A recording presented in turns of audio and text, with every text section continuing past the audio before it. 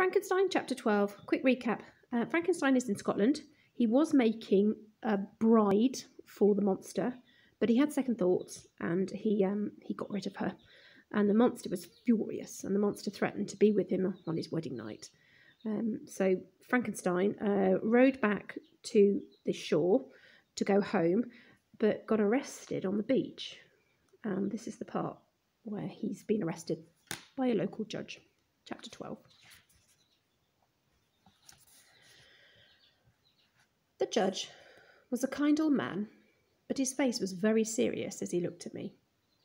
He asked a number of men to tell me what they had seen and found the night before. The first man told me his story. He and his son were coming home from a long day's fishing.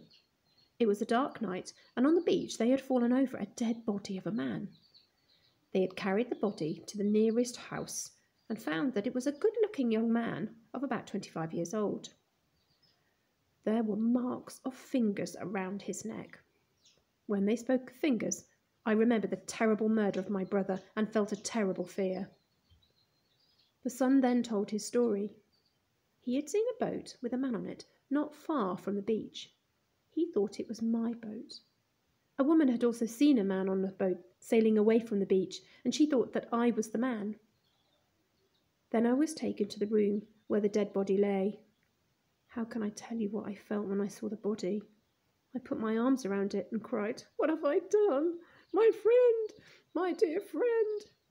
The body was Henry Clerval's, and so now I had destroyed another person. His third death was too much for me.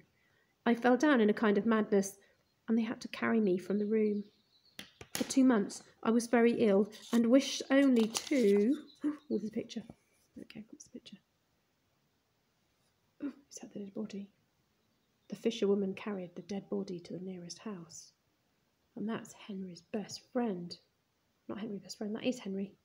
That's Frankenstein's best friend. Grim. I wished only to die, but slowly my madness left me, and my health began to return. At last, I was able to speak to Judge Cohen, and I asked for news of my family.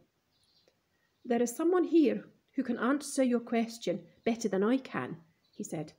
"Your father arrived a few minutes ago and is waiting to see you." For the first time since Henry's death, I felt some happiness. I held out my hands to my father as he came into the room, and he took me in his arms. He gave me the good news that Elizabeth and Ernest, Frankenstein's brother, were safe and well. I was really too ill to travel, but I asked my father to take me home immediately. The police had found somebody who had seen me on my island at the time of the murder, and so the judge let me go free. My father looked after me on the long journey home and sat with me every minute. Night after night, while I was asleep, I shouted that I was the murderer of William, Justine and Henry, and my father asked me why I said these awful things. I wanted to answer his question, but I could not tell him my terrible secret. He thought that I was still a little bit mad. We stayed for a few days in Paris on the way home, and Elizabeth wrote to me at our hotel. This is what her letter said. "My dearest Victor, I am so happy to know that you will soon be home. But I am afraid that Henry's death is not the only reason for your sadness. Do you still want to marry me, or do you love another woman? You must tell me. I love you, Victor, and I dream of the day when I shall be your wife. But I do not want you to marry me just because your parents wanted it. I can only be happy if you are happy. Do not answer this letter. Wait until you arrive before you give me the answer. But if you are well, and if I can make you smile, I need nothing more to make me happy. With all my love, Elizabeth." I replied immediately. I told her that I loved her very much and wanted to marry her.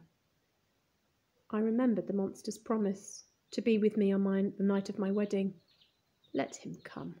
We would fight to the death on that night, and after that fight, I would either be dead and at peace, or alive and free to be happy with Elizabeth. We arrived in Geneva soon after my letter reached Elizabeth. It was wonderful to see her again. She ran into my arms, and I held her close. She cried when she saw how thin and old I looked. She too was thinner, because she had worried so much about me. But her gentleness and her love made her as beautiful as ever. Oh, love picture. That's Elizabeth, looking out the window. It says, "I love you, Victor, and I dream of the day when I shall be your wife." We agreed that the wedding should be in 10 days' time. As the day came nearer, I became more and more afraid. I tried to hide my fear, and I laughed and smiled as often as I could. Elizabeth knew that I was unhappy, but she was sure she could give me happiness. She looked forward to our wedding. I began to carry a gun and a knife with me everywhere I went.